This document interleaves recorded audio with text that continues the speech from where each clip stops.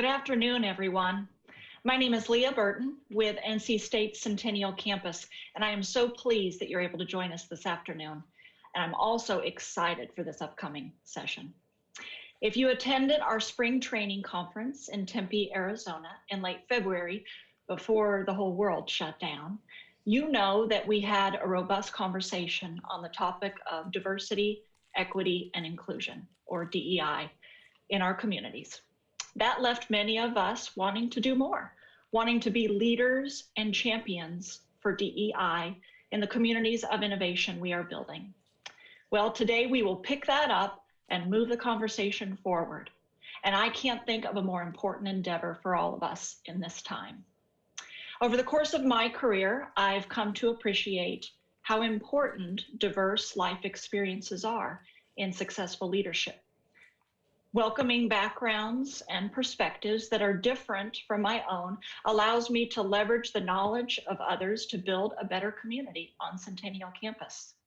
And when I intentionally welcome different perspectives, we inevitably create novel approaches to solving our daily problems, as well as those obstacles that are truly keeping us from success. From talking with a number of you, I know that you have the same intentionality and that you are committed to leading from the front. Today, we're going to build the skills we need together. We are going to challenge our current ways of thinking and also how we build our communities of innovation. As an association, we are making progress, and it's not easy. Sometimes we are sticking our neck out, and that may be a little uncomfortable, but we have been uncomfortable before.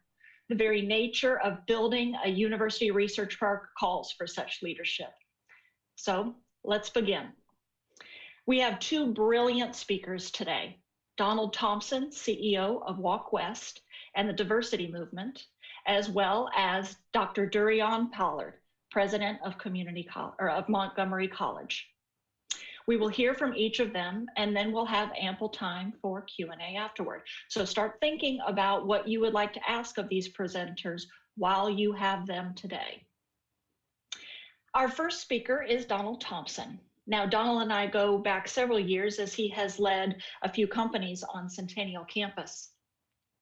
With 2 decades of experience growing and leading firms, Donald Thompson is a thought leader on goal achievement, influencing company culture, and driving exponential growth. As an entrepreneur, Donald has led companies that have attained successful exits and strong returns for shareholders and employees. Donald is an angel investor, personally infusing over $1 million in North Carolina ventures, including Creative Allies, Grippers, and Spoke Hub, all with African-American CEOs at the helm. Check those companies out when you can. So now I'll turn it over to you, Donald. Thank you for having me, and I'm really glad to be here with everyone. I have a lot to share and a limited time, so I'm going to jump into it. But what I will say is that we do have plenty of time for Q&A after the session.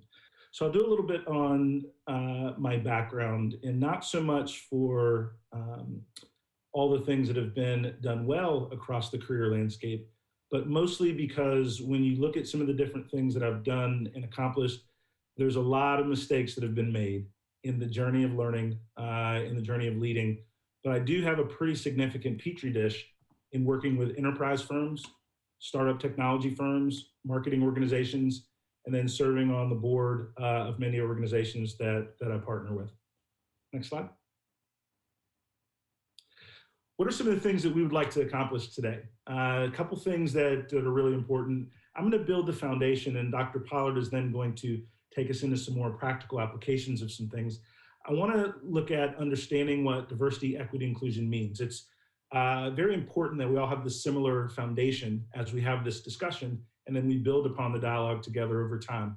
We'll talk a little bit about inclusive language. How we talk to each other is critically important.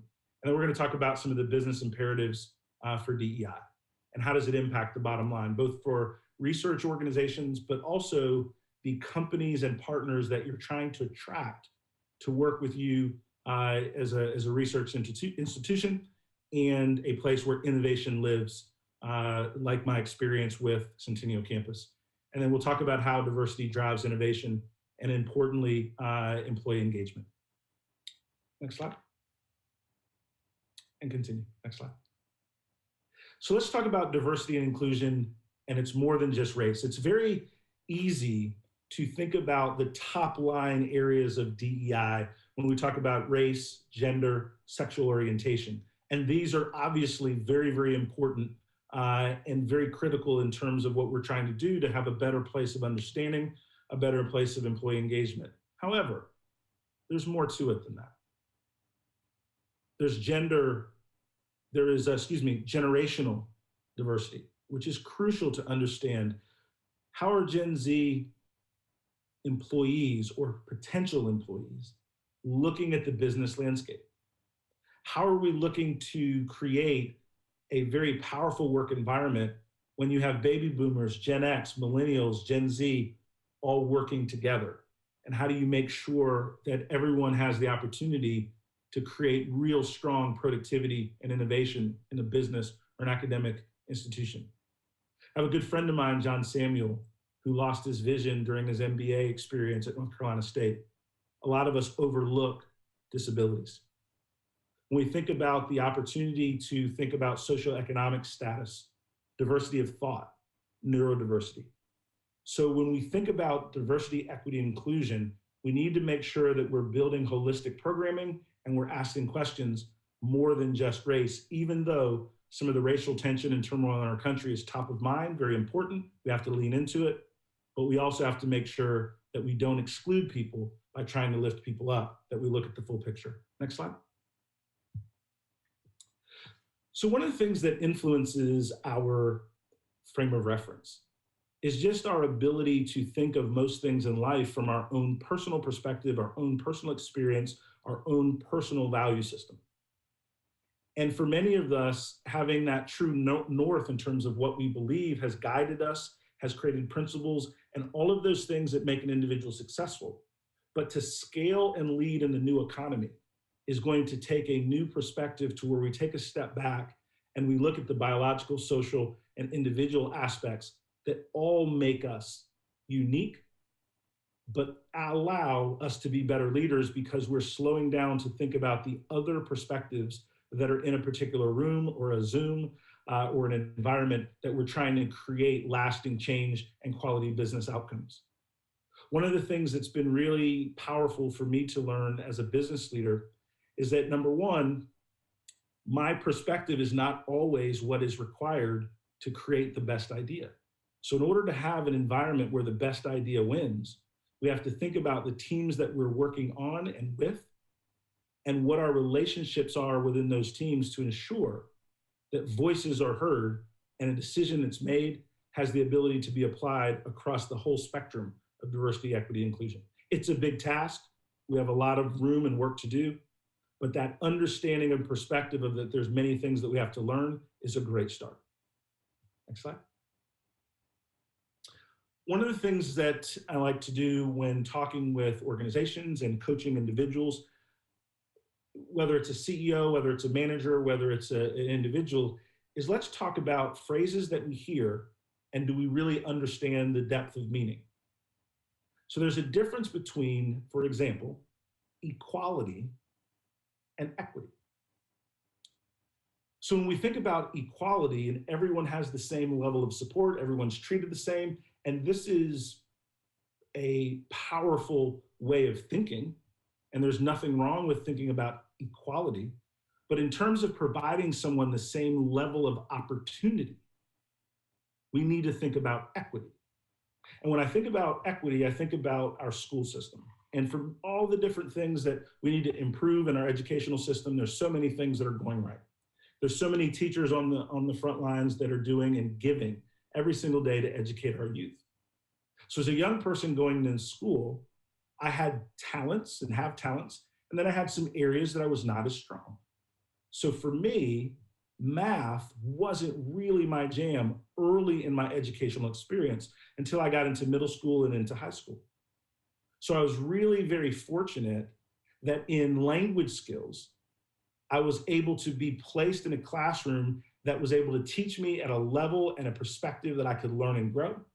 And then for an area where I needed additional support early in my educational experience, I was able to be in classes with teachers that were able to help me with some basic math skills as I continued to grow.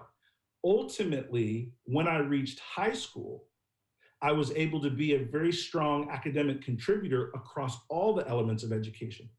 But I needed a different set of circumstances, a different way of things being explained to me early on. So when we think about the fact of equity, it means that when 1,000 kids go into a classroom, or go into, not a classroom, but a school, and we have the different classes that really look at the needs of the individuals and try to group accordingly, that allows us to think in terms of equity versus treating everyone exactly the same and not taking into account the individual learning opportunities that someone may have. And so that's the difference between equality and equity. And that can be applied whether we're thinking about socioeconomic concerns, where we're thinking about things in terms of gender, or we're thinking in terms of education. Next slide.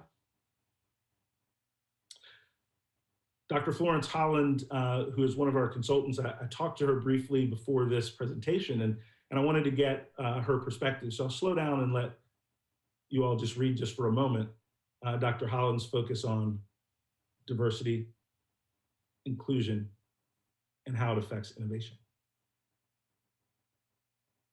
Next slide. One of the big things when we think about perspectives in the process of understanding, and many of you will remember there was a significant amount of turmoil and discussion and vitriol around standing or kneeling for the flag.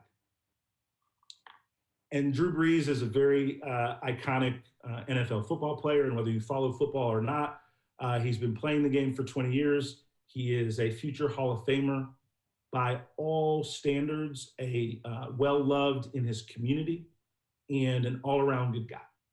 It would be the persona that Drew Brees would have, and I have no reason to doubt that. But if you look on the left of the screen, Drew Brees made a statement that said, "I will never agree with anybody disrespecting the flag of the United States of America or our country." And then from that statement, there was an uproar in the community that he works in, which is the NFL, which has a predominantly African-American workforce. And after talking to Drew's teammates, he was able to get a different level of understanding of a new perspective. We're not talking about right or wrong all the time. We're talking about perspectives. And a lot of times when we speak in absolutes, and we all tend to do this, about things that we're passionate about and that we believe, we automatically exclude other perspectives, because on the left, Drew Brees said, "I will never agree." Versus the days that ensued, he talked with people that he worked with, that he trusted, that he respected. And although he may believe a certain representation or adherence to our social norms about the flag, he walked away with those discussions that there may be another point of view that I need to process and understand. And that doesn't mean you change your point of view, but it simply means you create an area of openness in your mind, in your spirit, that you can be empathetic of the feelings and perspectives and the life experiences of others. And I think that's a very important learning process as we all walk down this journey together, to be able to really create an environment where everyone feels belonging in a particular environment. When we think about the process of diversity, equity, and inclusion, and determining what we need to do to be better and grow in this particular moment, it is often easy to point to other people for our personal responsibility to learn more, to be more, and to grow and be better. And so one of the things that is really, really important is to use examples of particular perspectives that might be a little bit jarring. So let's talk a little bit about the abolishment of slavery. Let's talk a little bit about the 13th Amendment. So many people were taught in school that the 13th Amendment abolished slavery. And that is partly true. What people typically don't understand about the 13th Amendment is that it abolished slavery except for those that are convicted of a crime, which allowed governmental and other organizations to target African American people, in particular African American men, charge them with crimes, and then under the law, they could be placed back into slavery. They could then do work for the government. They could then do work for organizations and businesses that were losing a free workforce. This was one of the very early cases of systemic racism. So when people describe, I don't believe systemic racism exists in our country, I don't understand systemic racism, one can be right. You not understanding it, it not being in our country is just factually incorrect. Because the 13th Amendment is a very powerful, clear example, and then the preceding hundreds of years of targeting African Americans, placing them in the prison system, and then being able to enslave them again, that is written into the laws of our land, or was written into the laws of our land. When I use this example, there are many people that are somewhat astonished. They really don't quite believe me. But once we talk about it, they look at it, there's this understanding of, wait a minute, what wasn't I taught about the history? Such that when people are describing systemic racism, I at least no longer take the view of that it doesn't exist. I take the view that I need to understand a better process of understanding so that I can then make a more informed decision as to where I sit on a particular issue or a particular perspective. Next slide. Let's talk about inclusive language. What can we do tomorrow to create better environments, better engagement with employees, better multicultural marketing, better conversations? We can change the way that we talk. Next slide. And we can change the way that we talk to each other. One of the things that I have to work on pretty consistently is I grew up saying, you guys. How are you guys doing? Good to see you guys. Versus saying everyone, teammates, colleagues, you all. Because you guys creates a very narrow perspective of who I'm talking to and who can be a part of that conversation. And personally, as a business owner, personally as a husband, personally as a father of 3 daughters, I wanted to learn language to make sure I was not intentionally or unintentionally, creating a gap in my ability to communicate with people, motivate, lead, and grow organizations, which is ultimately my goal. Another few examples of inclusive language, and we'll try to keep moving the slides forward. Think about how often people say policeman and think nothing of it, versus officer. We'll say waitress or waiter instead of server. There are ways that we can use language and learn these terms so that we can make sure that in our work, in our goals, in our ability to communicate, the way that we talk is uplifting, it is forward thinking, and it is aligned with the environment that we're in today as business leaders, where our goal is to be much more, and our expectation is to be much more empathetic and go forward than ever before.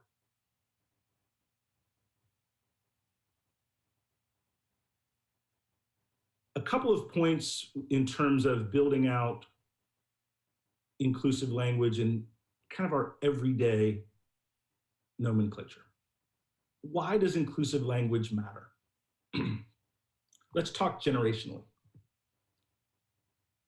One of the things that we all need to think about, whether we're a research institution, whether we're working with academia and we're working in the private sector, Generation Z is coming and they're the most digitally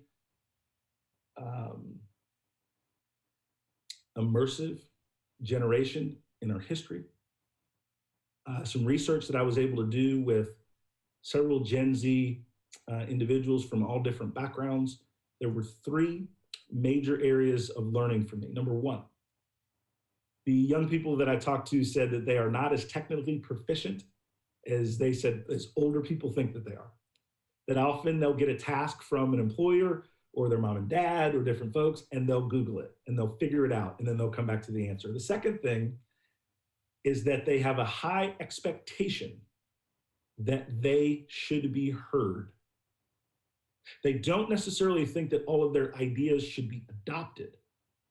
They believe that their ideas are good enough, strong enough that it should be a part of the discussion. And third, they have a high expectation that organizations that they work with, buy from, organizations that they support, have the ability to do social good and grow economically at the same time. They believe in people, planet, and profit. Next slide. Here's some rules for inclusive language. Put people first. A lot of times it's easy to think about things from our perspective. Gender neutral language, we talked about that. Officer versus policemen. Everyone versus guys. Be thoughtful in the imagery that you use, right? A lot of times I would use athletic metaphor all the time, independent of audience. That was my background. But I didn't think about the audience and how it would make people feel that we're not as into sports as I.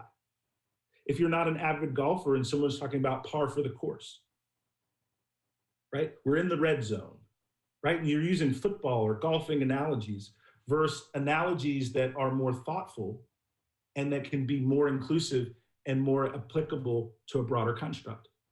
If you're not sure about a phrase or a way something comes across, it's okay to ask. Recognize the impact around mental health language. And it's not so much the right thing to say all the time. A lot of things are in tone, in temperament,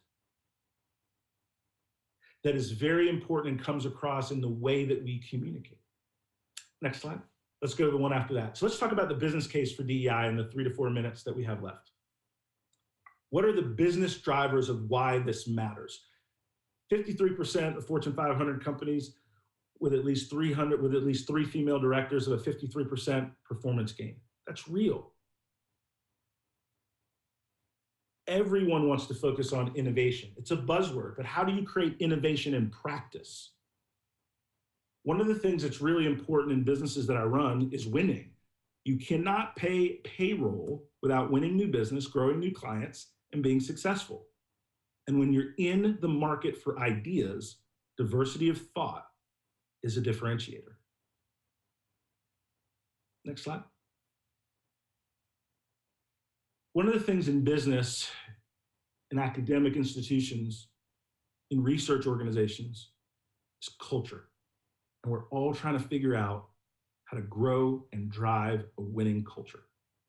A culture to where people understand, believe that they can speak truth to power, understand that they're a learning organization and that we're all fighting for the right solution at the right time for our constituencies. A toxic culture is pretty expensive. And the data on the left is just a couple of examples. Whereas a winning culture increases profit, improves retention, and helps think about the sustainability of products and ideas. Because you know what? 33% of consumers will pay more for sustainable products. That doesn't mean sustainability has to be your top priority in your company, but it should fit in there somewhere in the top 3 to 5 because the demographics and the thought process of our country is changing, and we have to acknowledge and understand that. Diversity, equity, inclusion is not something that is a cost center. It is something that allows you to connect with the bottom line assets and growth goals of your organization. But we just need to show more people the way and move them to the how. And part of that is through understanding the business ramifications, the inclusive language that you use, and it helps you in recruiting the people that you need to where diversity of thought can add value to your innovation engine. Next slide.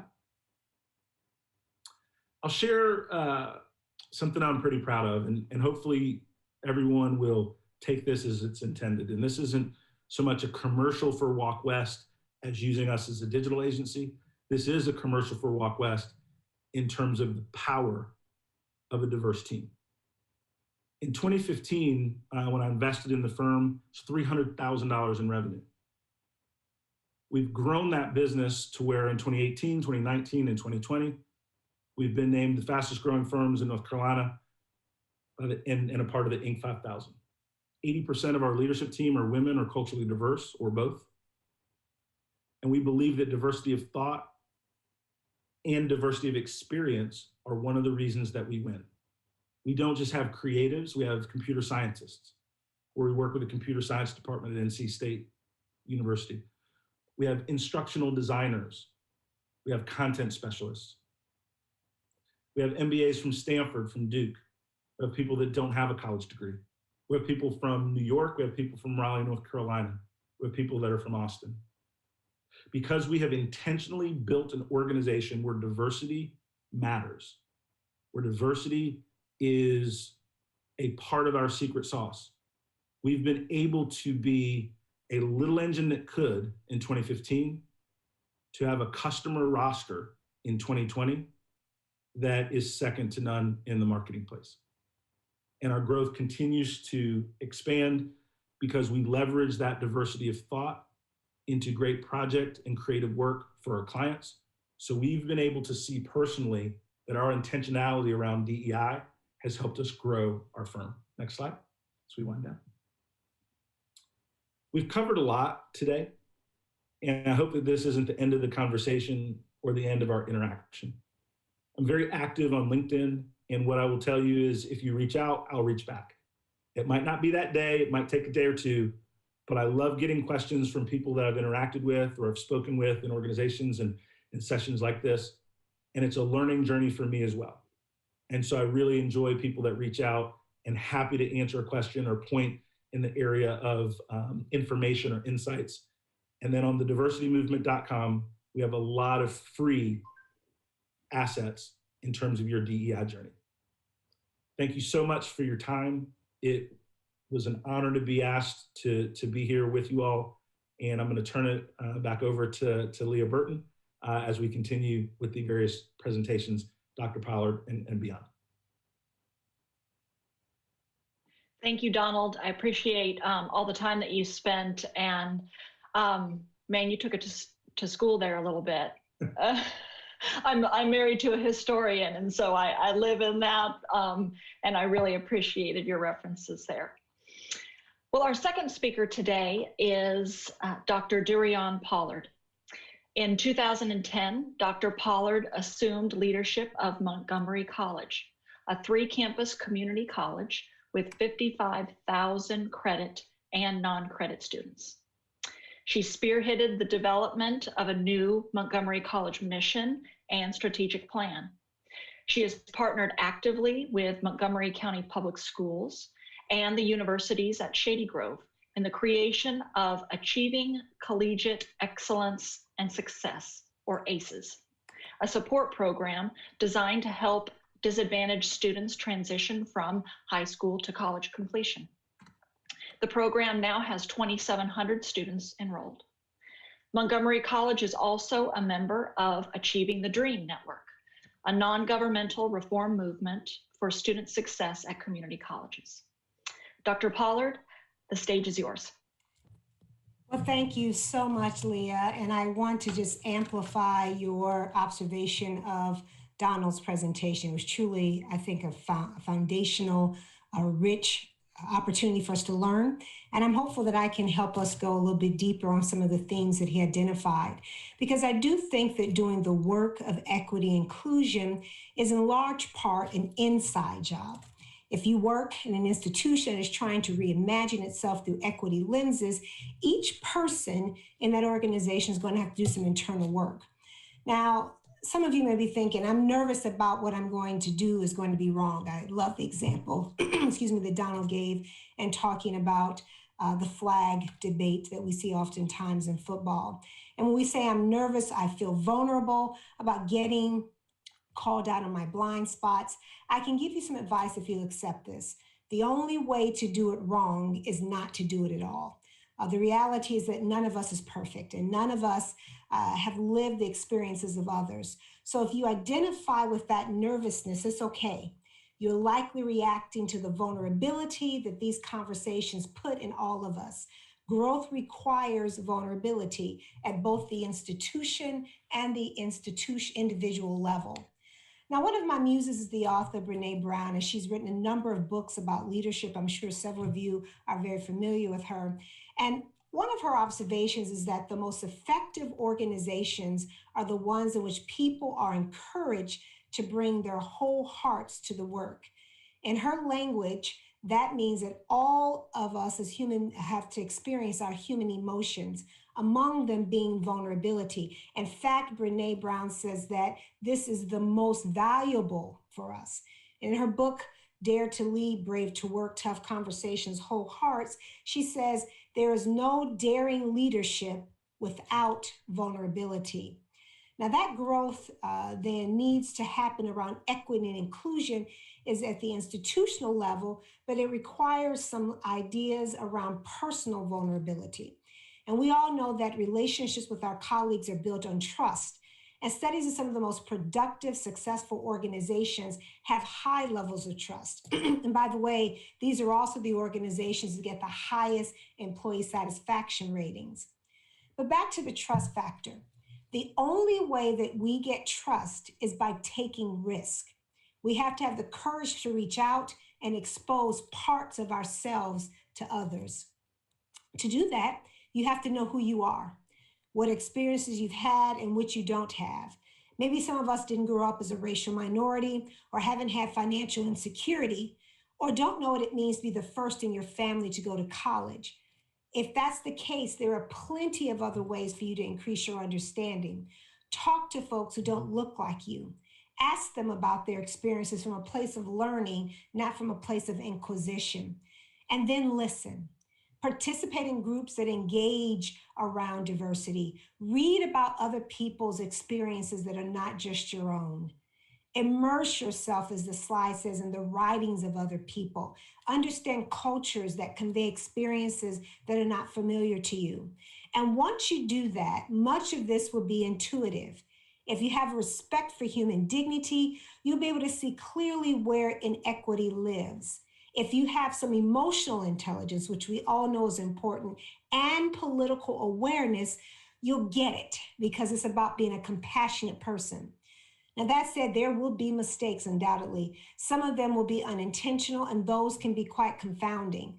My younger sister, she's taught me not to say the little, my younger sister is a bank executive at JP Morgan. And a few months ago, when the pandemic was at its height for many of us, a group of vice presidents at her area were doing check-ins with the emotional and psychological effects of this moment in terms of the pandemic, but also racial inequality that we're seeing happen right now. And in that, my sister, being a thoughtful, reflective person, took in what was being said, and when asked her opinion about something, she offered what I think was probably a moment of brilliance because I am her big sister. But what I think is important about that, after that meeting, a white male, gay colleague came up to her and reflected. He sent her a note thanking her for her vulnerability and her courage and what he said. But then he said something at the end of that said he was nowhere near as articulate as my sister when he was at her point in her career. Now, my sister, she felt some kind of way when she read that, and she called me up and she said, "How do you take this?" And he meant it as a compliment. There's no doubt about that. But maybe what he was unaware of is that articulate has often been used as a term by some folks who are caught by surprise about how well-educated or well-spoken African Americans are in their midst. It's a subtle legacy of segregated schools and unequal access to opportunity. It gestures toward a whole history of oppression, all the way from slavery and segregation to limited hiring opportunities and police violence. It is certainly a recognition of racism in its earliest eras, and it's not only subtle, but it also can demonstrate a lack of awareness. To some of us, it's very jarring when you hear that. Now, I say that was not his intent, but there are certain code words that when you hear them, just as Donald mentioned earlier, they set you back for a moment. So we had a little coaching session about how to have a very intentional conversation with this colleague of hers. Now, to anyone who is walking through this learning process, because it's all there, we're all trying to figure out what to say, how to say it, when to say it, and how it can be received. I want to say, practice some compassion with yourself. Brene Brown defines self-compassion as being warm and understanding to ourselves when we suffer, fail, or feel inadequate, rather than ignoring our pain or flagellating ourselves with self-criticism. When we practice kindness to ourselves, it allows us to actually grow in productive ways. She goes further to say that most of us shame, belittle, or criticize ourselves in ways we would never think of doing to others. The antidote to this is self-compassion. We need this element to do the work well, because if we practice it, there's a belief that if you do it for yourself, you will be able to do that for others. Now, here's another radical idea that we have embraced at my college: inclusion. We actually call it radical inclusion. And that's just a fancy way or term of us saying making folks feel like they belong, giving them an experience where their lived experience is seen as valuable within the college community. Now, we all know what this means intuitively in an interpersonal relationship, but at an institutional, organizational level, what does this really mean? And why does this matter so much at Montgomery College? Now, many of our students have been excluded for reasons that have nothing to do with their merit, how hard they've worked. I often say it has nothing to do with promise or potential, or about how their dreams can be. It has to do with the way that they were born, their color of their skin, their income, their background, their legal status. Montgomery College enrolls 53,000 students. 76% of them are students of color, hailing from 165 different countries. Most of them are working while at school. Many are immigrants. Some have deferred action for childhood arrival status, such as DACA. Others are dreamers. And a portion of them have half of our Pell Grant students, which about 8,500 of these students, live in family incomes earning less than $25,000 a year. This is in Maryland, in Montgomery County, Maryland, where a family of four making $80,000 a year is eligible for public assistance. So I know some of you are doing the math. I'm still trying to figure out where they're living if they're making $25,000 a year in Montgomery County. But to know then that these are the students I have the honor of serving each and every day. Most of our students have come with life experiences that have told them, you don't belong here. This system was not designed for you. So whether it is in this neighborhood or in this country, in this cultural setting, in some professional setting, they have received messages that their inclusion is not a priority for those organizations. And the list could go on and on. So we work very hard institutionally to make sure that our language, our processes, our systems make people feel welcome. We are radically inclusive. Now, our inclusion goals relate back to Brene Brown's thoughts on belonging when she writes, true belonging is believing in and belonging to yourself so deeply that you can share your most authentic self with the world. Now, one way to think about this is to imagine who among us is not getting to share their most authentic self with the world. And what are the consequences of that? And if you don't have any idea about how hard it is to be your authentic self while living undocumented, living in poverty, living as a racial minority in this country, then you might benefit from some learning. And this is a great time to do it because we're all very vulnerable in this moment. COVID has brought with it shared vulnerability in every single part of our lives. In some ways, we all know what it feels like to be powerless over something that can hurt us. But these intersections that you see in the graphic, they also raise new awareness about how racial inequalities impact our degrees of vulnerability. As people's health and safety at the top of this list. In Maryland, where 31% of the people are African American, 50% of the fatalities from coronavirus have been African American. That's about 2,000 African American lives. That is inequity in its starkest terms.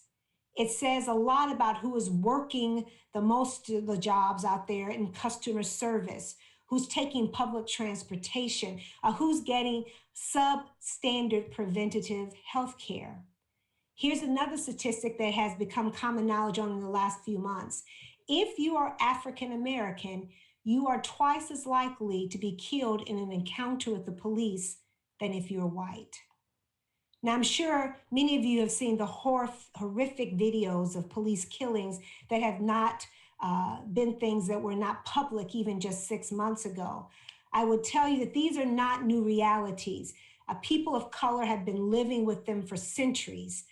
But what is different now is that they're getting more attention because of these things called cell phones. And they're capturing truths and lived experiences that other people didn't have to acknowledge because they hadn't seen it. But what happens when you bear witness to these types of things? These have been significant stressors for our students in my institution because they have been victims in many cases of folks when they look in the mirror who look just like them. We've had dozens of public conversations within the college about these videos, and therefore we know that we're hearing about the stress. But we're also talking about potential solutions and awareness that comes from that. I interviewed our local police chief a couple of weeks ago on my dialogue series to better understand from a police perspective why this happens and if policy changes can improve it. In December, I'm going to be interviewing Jeffrey Robinson, Deputy Legal Director of the ACLU, to see how changes in the law can prevent these types of fatal encounters. So at Montgomery College, we talk about these difficult, painful issues publicly. That is one marker of a healthy organizational culture. There are structures in place for dialogue, space that's crafted intentionally for these types of conversations. So this brings me back then to the question of why diversity and inclusion matter so much now in the larger society. We just experienced one of the most contentious elections in modern history. Might I say, we're still experiencing this. Political divisiveness is sometimes the cause of strife, but it can also be a symptom of a deeper problem, which is fundamentally about dignity. Societies that live with growing amounts of inequality, whether it be economic, racial, ethnic, or gendered, are denying some people their dignity. And in a democracy, that breeds instability. Diversity and inclusion are important because they bring dignity to the equation. The US likes to call itself a meritocracy, but if we don't allow all people the same opportunities, we really can't claim that to be the case. And at this present moment, economic inequality is increasing. Some of this is due to COVID. Some of this is due to what we see in terms of election rhetoric. Oftentimes, this is about a subculture of racial intolerance that we see in some parts of our country. These two dynamics, as I think we've seen in the protest movements, are unsustainable. Recovering from the pandemic is going to take collaboration across differences. People of all races and ethnicities are going to need upskilling and reskilling in this pandemic economy. One point this past spring, unemployment in Maryland rose to 11%. And at Montgomery College, 41% of our students working lost their jobs due to COVID. And an additional 33 on top of that lost wages and hours of work. To get our communities back to work, the most vulnerable people are going to need education and training so they can compete for higher skilled jobs. That's what a community college offers, affordable higher education that can allow people to get a foothold to the middle class. Now, Montgomery College creates pipelines that enables our most vulnerable students to access skilled jobs. Part of the answer is internships. Part of that is mentorships. Part of that is communities that create that belonging that Brene Brown talked about. At MC, we're very focused on closing the achievement gap and to talk about the differences because all of our students matter to us, and understanding what they bring to the classroom is equally important. We partner with the local community centers, which are deeply connected to local needs. This is a photo that you'll see in the next slide of a partnership that Montgomery College created with the Ethiopian Community Center. We now have all of our website in Amharic in addition to 6 other languages, and Ethiopian students are among our top 3 foreign-born graduates. This is what dignity looks like. As a scholarship student myself, whose family once relied on public assistance, I know that opportunity can be life-changing, and it can be so generationally. Community colleges like mine also offer training for skilled workers who want to change career tracks or move up. Montgomery College's clinical trials management program is a good example of that. Most of the students in that class have PhDs, but they need a specialized skill set to manage clinical trials like the ones that are being run on COVID vaccines. Bioscience and biotechnology are in high demand in our region, and we're surrounded by 350 bioscience companies and key federal research institutions. We have nearby corporations like Novavax, which has just received a $1.6 billion in warp speed funding for a COVID vaccine. And GenDx is just one of the many companies manufacturing COVID tests.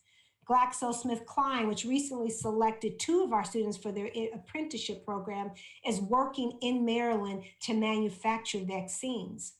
We're also nearby federal agencies like the U.S. Department of Energy, National Institutes of Health, the U.S. Food and Drug Administration, the National Institute of Standards and Technology, and the National Cancer Institute. One element that increases our value to these agencies is the college's Pinckney Innovation Complex for Science and Technology, or as we like to call PICMC, which is located on our Germantown campus. It integrates academics, research, and business in shared spaces. Our anchor tenant is a hospital, Holy Cross Germantown Hospital, the first hospital in the nation located on a community college campus. And our aspiring healthcare workers train in state-of-the-art instructional spaces with the most advanced medical technology available. Many of them go on to work at the hospital as radiological and surgical technicians, sonography operators, and nurses. Our Germantown campus through PICMC also provides space for entrepreneurial development. Entrepreneurs can focus on our county-owned business incubator, housing more than 20 firms. And students have access to internships and industry professionals. Having so many companies in our space at the same time in the same building promotes intellectual and entrepreneurial synergy among our students, our faculty, and businesses. It supports the needs of startup technology companies and specializes several life science areas which can expand on large areas on our campuses.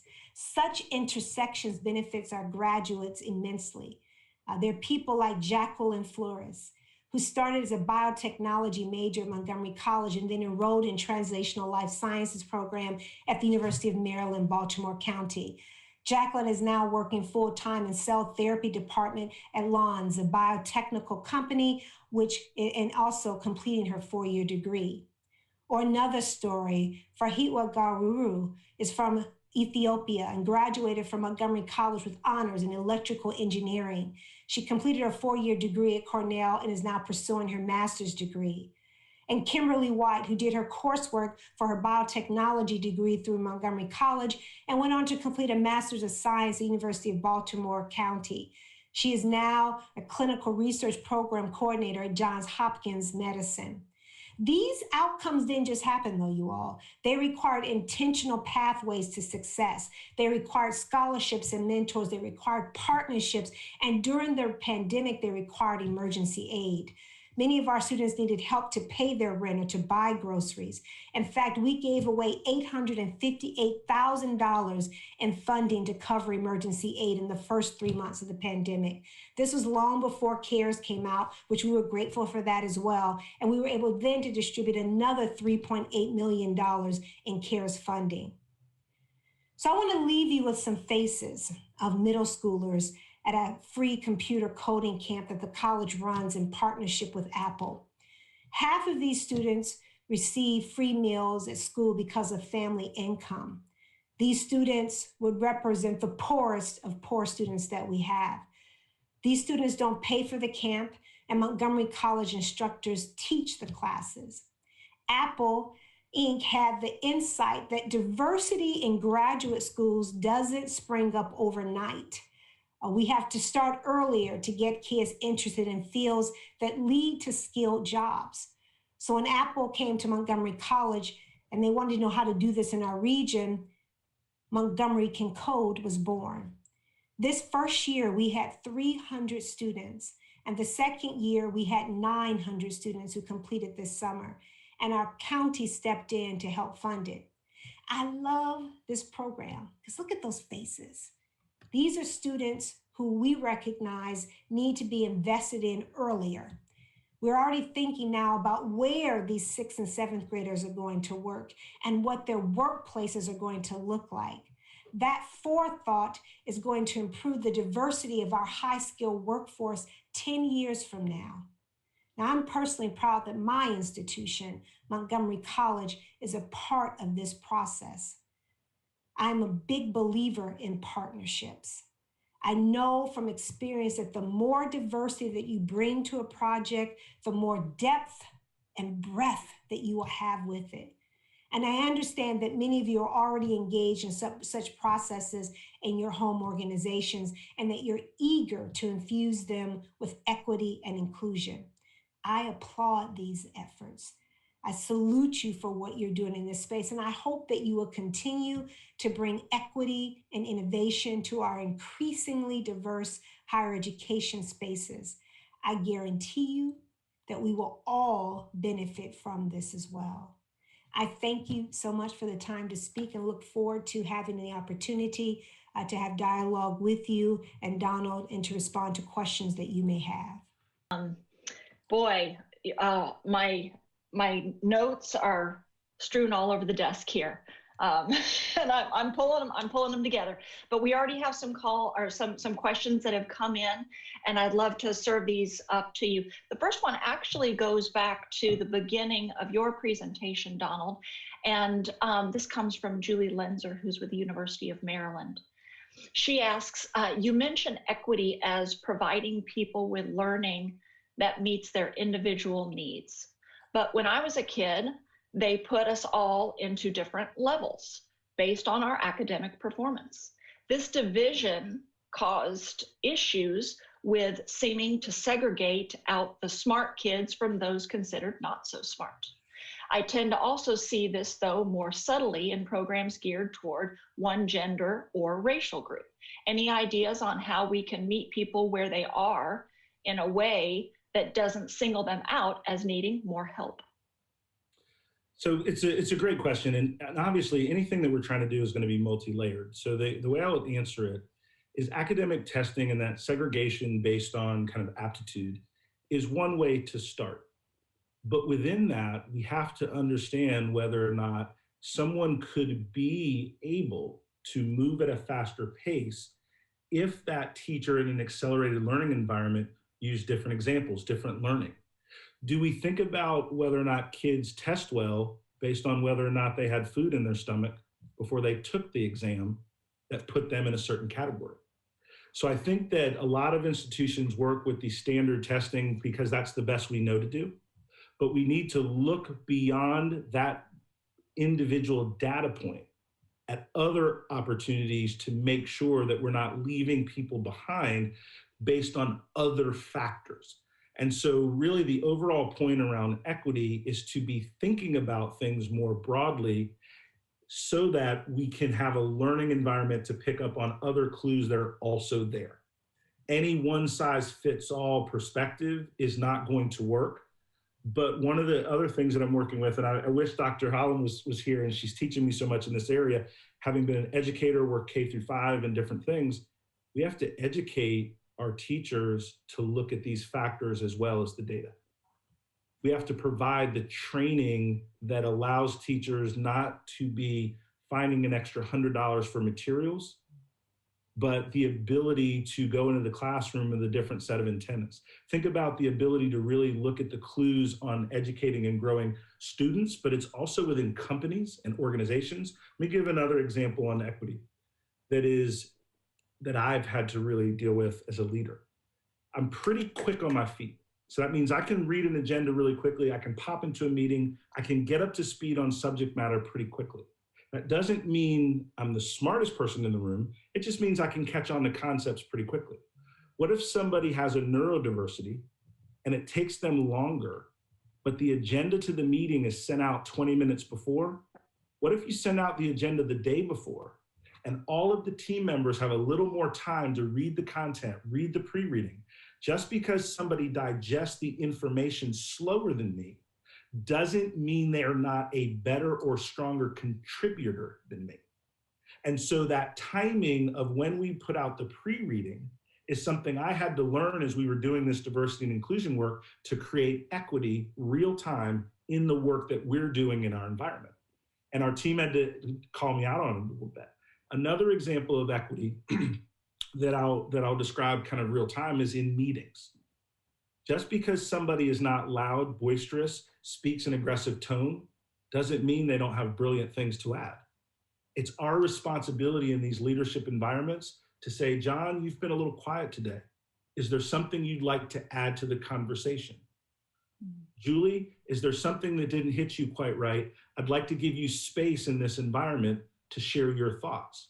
Because a lot of times we give credibility for the competency based on volume. And volume does not equal intellect. And so those are some examples, both in answering the question from an educational standpoint, but then bringing it to kind of our meeting and our work and our business standpoint, some little areas where we can create equity tomorrow and all create a better belonging environment, right, for people in our workplace. It's a great question. I want to mention one thing as a way of kind of an illustration for us to think about when it's important for us to make those divisions and when it's just not. And I'll give you an example from my own childhood. When I was growing up, man, we were poor. We were real poor. And I was one of those kids who qualified for free lunch. Well, here's how it went. Every month, I went to the school lunchroom in the morning, and they knew that I got free lunch, and they gave me a set of lunch tickets, and they were blue. And the lunch tickets that all the kids paid for were yellow. And, so we got to think about when we make those divisions, people. And of course, that's fixed now, right? Because kids go in and they type a number in and everything's digital. But that's an example where somebody did that so that they could count, right, what the reimbursement was from the federal government. But was it really important for them to have two different colors? And what sort of an impact did that have on dividing, the kids in our school or in other schools from those who, could pay for their lunch? So, I want to challenge us to think about when it's important to make those distinctions and when it just isn't at all. And when we're trying to pull the whole group together. All right. Yeah. So let's see, we have another question here. What organizational norms are essential to developing an equitable and inclusive culture? Organizational norms. Mm-hmm. And how can organizations introduce and maintain these? Like, the process for what are those things we've got to establish, and how do we introduce them? You've given us some ideas there, and maybe I'll turn it to you first, Dr. Pollard. Yeah, I love this question because there has to be a certain a presumption of grounding that has to happen in an organization for you to really go into the deep trusting work that has to happen. So I think of a lot of organizations that have articulated a set of value statements or a set of principles that guide them. And they typically start off they're mission driven. Certainly the type of organization you are is going to depend on that. But I think of some of the ones that you think of when you think about the higher education space. You'll typically, if you're an open access college, see something about access. You'll see something about excellence. Oftentimes you'll see something about integrity or being good stewards of resources that have been invested in the organization. Hopefully you may see something about creativity, which may lend itself well to those organizations that have a research agenda. Oftentimes you'll have a set of values that articulate how we're going to treat each other with dignity, with kindness, compassion. So I think oftentimes it's essential to have those. I think there are a lot of different ways of going through that. And again, it depends on the culture of the organizations that you're in. Probably the least effective in my mind are when the leadership walks in and said, this is going to be the values of our organization. When we say that, we don't get buy-in, because then I get to otherize it and say, oh, this was Durian's values and she's made them the organization. That's very different than Durian saying, these are the things that I value. I value kindness and compassion. I value high communication, but I also value the fact that when a decision is a decision, a decision is a decision. So those are different when I say what my values are and how I'm going to comport myself as the leader of this organization. But organizations, I think, have to go through a process of identifying what those oftentimes are. They then can typically contract with people such as a Donald Thompson to come in and help lead them through charrette processes to really kind of distill. Because part of what you have to do is to navigate these very values based on what people are bringing with them and how they choose to show up in that space. So this idea of saying that, oh, we all share this value, how do we really know that? But then how does that then affect our mission? How do we think about that with our customers? How do we think about with the value proposition that we have to those customers and what we intend our impact to be? So once you do that, and that probably could be a multi-month process to get down to a series of value statements. But here's the real key, and I'll end on this point, is then how you spend time then as an organization thinking about how those values manifest themselves in the outcomes and actions of the organization. So going to the example that Donald provided in his last response, the idea of getting to a culture where we can say, I didn't hear you, Leah, or there was not space at the table for a perspective that includes Leah's, for somebody to be able to say, ouch, that phrase or word that you use, it kind of set with me. I received that differently than you intended. It takes time to get to that place. So you have to figure out the professional development, oftentimes ombuds strategies that you have within the organization, wayfinding on that so that you can get to a culture. Just articulating a set of values does not mean that's where you are. You have to put the infrastructure around it in order to get the outcomes from the values that you say you want to live by as an organization. That is awesome. So I will add to that, but really quickly, because I think what Dr. Pollard says stands on its own. I'll just give a couple of examples of those things that I've seen. You can have organizational standards or norms in your hiring, right? We don't advocate quotas, but we do think it's very important to make sure that you have a broadened search criteria and that you don't hire until you feel like you've had a multicultural set of candidates for your hiring committee to talk to. And then from that pool, you choose what is the highest quality candidate that meets the cultural addition that you need, and you keep it moving from there. But a lot of people will say, we want to hire the best people, and we have a pipeline issue to create a multicultural environment. And those are all wonderfully articulated excuses that we need to do something about. But if you broaden your recruiting, you're going to get more comfortable as a leadership talking to people from different perspectives. And then the experience of going through your process will grow the brand of your organization. Even if you don't hire the individual, you expand your network in some different ways. So that's number one. The second thing is communication and transparency. I think it should be a social norm that we're open and honest with each other. Most information in organizations is not super confidential. And so when people have a lack of knowing, a lack of understanding the backstory, naturally we distrust. So the better we can create as a norm within our organization, having timely and open communication, those are some of the things that we continue to work on in the organizations that we work with and the organizations that I lead. There's no magic D&I pill that you can take and it's all better tomorrow. But we can work on these things to create the right habits over time and continue to get better. Thank you. I want to go back to something that Dr. Pollard mentioned. You talked about radical inclusion. being radically inclusive. And that reminded me of Reverend Gregory Boyle's books. He's the founder of Homeboy Industries, and I think it was his second book,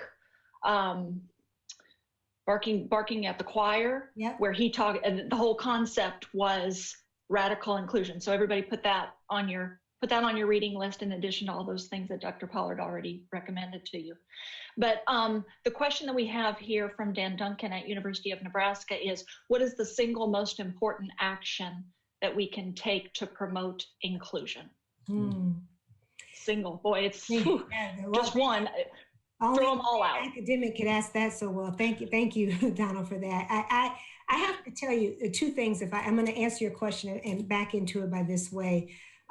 One of the things I think is really important in my organization, when I introduced the idea of radical inclusion as a personal value that I live by, and my organization made move to embrace that over time, there were some who really troubled with the phrase radical because they had these political connotations that, as we do right now, the radical this, the radical that, and it had such a negative connotation.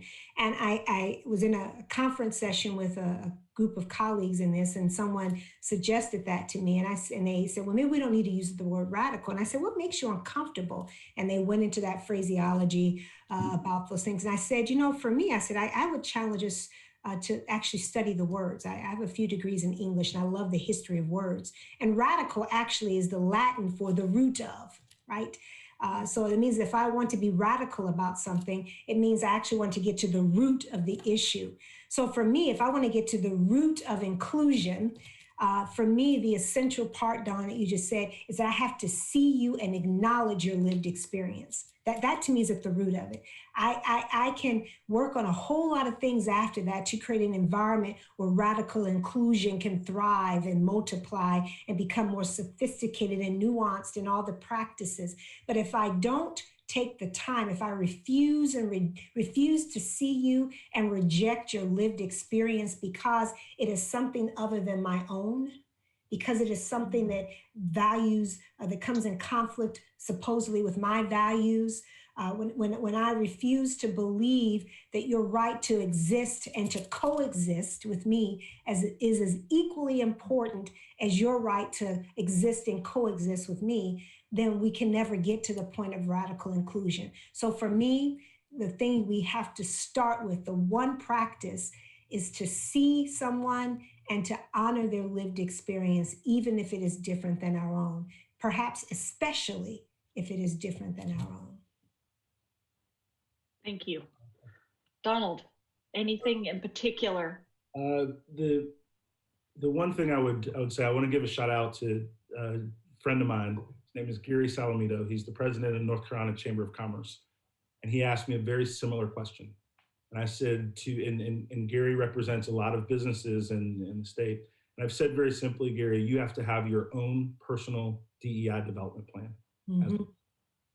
If you're willing to do that, your thought process changes. Your personal growth will be amplified throughout the organization that you lead. And he has taken us up on that. He is a part of some of our certification courses. He and I talk monthly from a coaching standpoint. And I couldn't be more proud of him, but to answer the question about what's the one thing that you can do is create a personal education plan around this subject matter so that your influence becomes based on your personal walk and your personal change. Thank you. Yeah, boy, take that one, Dan Duncan. He and that's your top thing to promote inclusion. Thank you both. So we have another question here, and it's sort of specific. It goes to resource groups. So do you have experience developing resource groups within an organization, and how do you suggest that this be done effectively? Who do you want to go first? You can go, Don. Okay, go ahead. I just wanted to make sure and be thoughtful. There's two types of resource groups. Well, there's many, but there's two that I deal in the work that we're doing. So there are employee resource groups, and people call them by different names. And there are people that have a similar affinity, and they will get together and talk about things in their walked experience that are similar. And this is a good thing in terms of setting up communication, setting up an area where people can actually share their experiences. What we found, and because our organization comes at things from a business context, is we promote business resource groups to where the senior leadership and organization will take a multicultural team within their company and give them projects and tasking that align with the goals of the business or the organization, so that that multicultural impact is leveraged against a problem solution set for the business, for the school, for the organization. The reason we promote that very strongly is because leadership typically has a bias to what things can be proven versus what things that can be felt. And so if we can get organizations to support giving more demonstrable opportunity to problem solve and bring new ideas to the leadership, we feel like those resource groups stick, and have more traction than those resource groups that are really about the identification of issues within the organization, what's not occurring in the organization. So that's not an answer on how to start one. That's a longer discussion. But those are two distinctions in the kind of styles that we work with in the work that we do. Dr. Pollard, at Montgomery College, you would have, probably a slightly different bent on that, being an academic institution. It's interesting because I do think there are many things that higher education lags in on, and one of them has been this idea of employees development in that manner. We typically have, we bifurcate or separate our employees, either typically faculty, staff, sometimes administrators, full-time, part-time, but we don't oftentimes have, I think, such a robust program around employee resource groups as we might have for students. Which I think is something that we need to work upon. Interesting enough, we just hired recently a chief equity and inclusion officer at the college, and she's worked with our human resources area to advance that. And we kind of had these tangential groups that were kind of coming off to the side, the kind of dangling out there. And we recognized we kind of needed to bring them in, because the only time we'd hear from them is if there was an opportunity to ask for resources. We want to launch a coming out activity, and we want to recognize LGBT History Month. Can you buy wristbands for us? That's great, but how is that driving a collective understanding about the work of your particular group, and how does that benefit the mission of the organization, and how is it affecting culture? So we're actually in the process right now designing, that's why I was anxious to hear Donald's response to that. We're designing a mechanism right now at our college to do that for multiple groups. And what I'm really excited about is this, that we're going to actually spend some time doing two things with this. One, crafting a charter for them, and then placing some resources behind it. Because I think this is one of the things I know is of a friend of mine who works for a biotech company in Illinois, and she heads up one of their employee resource groups. And they actually, the company invested a certain amount of money to that group and said, you can do these types of things with these resources. And some of that is also to give it to other nonprofits in such a way that advances the work of your particular employee group. Powerful, powerful. Because then they went off and did a matching campaign. So I think there's a great way for us to think about, for me, if we're going to put these types of groups together, which I think are necessary, if we're going to create space and place within the organization, which we should, then we also need to make sure they're deeply connected to mission, and make sure they also get to have an impact. And for me, at the end of the day, is also, because I think if I have healthy, engaged, and well-supported employees, then hopefully, because of my mission, that I'm going to have healthy, well-engaged, and supported students. So that's where the throughput is for me. Great question. Leah, I want to add to that about the resources and the different things Dr. Pollard described. One of the things when you create an employee resource group, make sure that it is well communicated that this group is also for people that want to be allies. Yes. Right? That people that may not identify with LGBTQ in terms of their personal walk, right? But people that want to understand, that they want to learn, they want to be a part of that experience so that they can be helpful. And so the groups are not necessarily meant, when they're to be done successfully, to create another level of exclusion. That just simply is the topic and the area of focus, Mhm. right? The area of mission, so that that group has something that can be very, very enabling for that particular point in this journey. But I think allyship is really critical. So it's important that it's communicated, that allies not only are welcome, that are needed. And then here's an education path for those of us that want to be helpful. But man, it took me a while to start learning this different nomenclature and different things like that. But I want to be there, right? And I want to be supportive. If I could add one thing too, and I want to tell you the group that is, interestingly enough, going to a point that Donald made earlier, is this gathering a great interest at the college, is an employee group for employees who live with disabilities. It is an unexplored and underappreciated experience within the college community. We do it a lot for our students. We obviously have a whole unit at the college for disabled student support services. But when we talk about the lived experiences of employees, and also being very clear that we're not even talking always just about those types of disabilities that you can see, but the disabilities that people live with and how that plays itself in the workforce. I think that's such a brilliant point that many of us need to spend more time thinking about in terms of our own organizations. Well, and I think, back to the point about, spending time learning about people who have different experiences than you, for people who are nervous about asking the wrong question of, a friend or a colleague, to participate in one of those resource groups as an ally, as a learner from a learning perspective, for sure, is, could be a little bit less threatening to those folks who are just, nervous about, as you said, Dr. Pollard, in the very beginning, doing the wrong thing. And so that's an idea to build upon. Okay, so you already then led us to another question that I have here, which is around KPIs. And so I want to talk about setting the right performance indicators.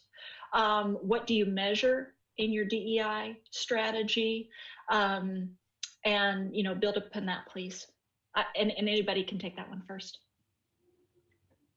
Well, for us, again, I think a lot of these KPIs are going to be mission driven. So I think we have certainly a set of KPIs that relate directly to the lived experiences of students within the organization. Second, the lived experiences of employees. And then third, those who we interact with. Those be our business partners or the business of the college as well. So we certainly look at students in very deliberate ways. Probably three key metrics, one about entry, how students come into the organization, how they experience the organization, and how they leave the organization. Oftentimes, we only want to focus on qualitative, how I tell you about my experience, but for us as an academic institution, we have a few other things that become very important about this: retention, persistence. We do annual engagement studies of students. We look at how students were able to look at, through a series of predictive analytics and other business intelligence tools, how they move through an organization. So for instance, I mentioned to you earlier that we've provided almost $1 million of emergency assistance, $859,000, I should say, specifically of emergency assistance.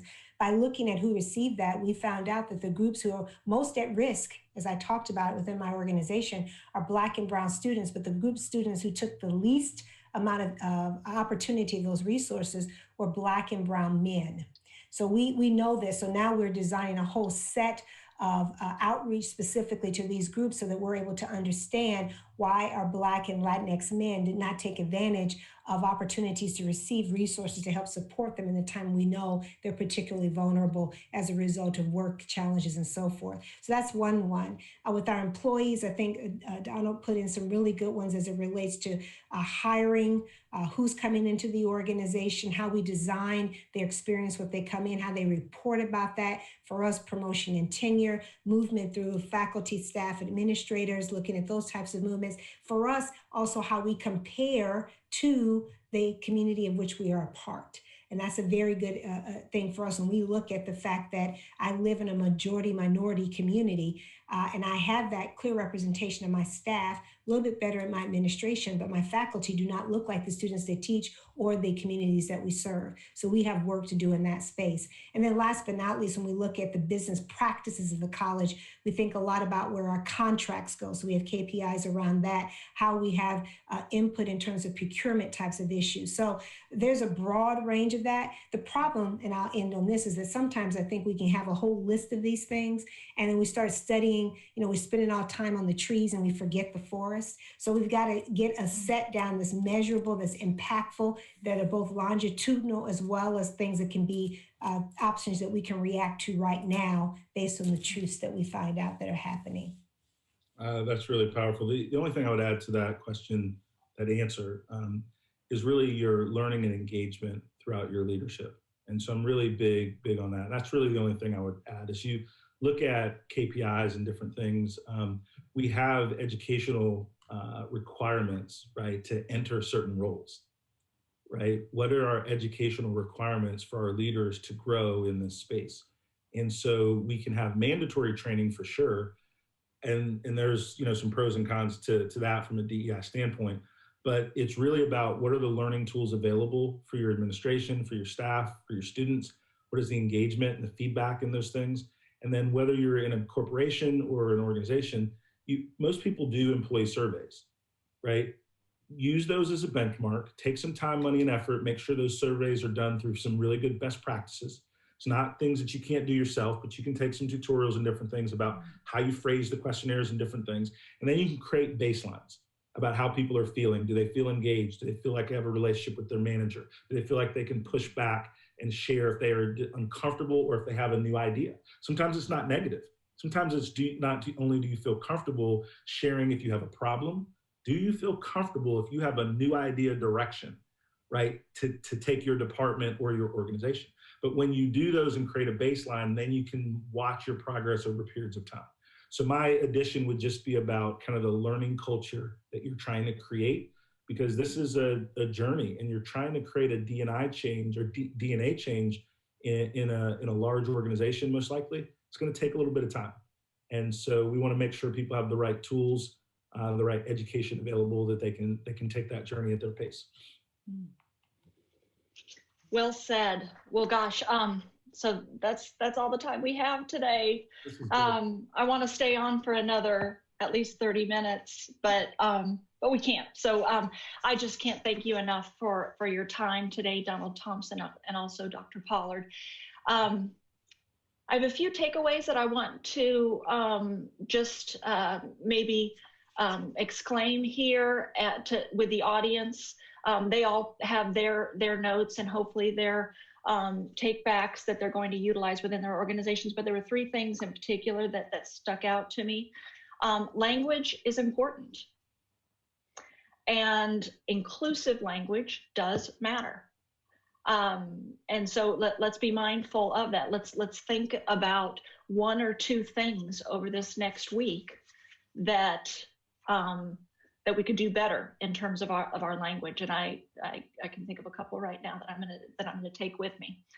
Number two, perspectives are also important in this issue, and we must spend time understanding the perspectives of people who are different than we are.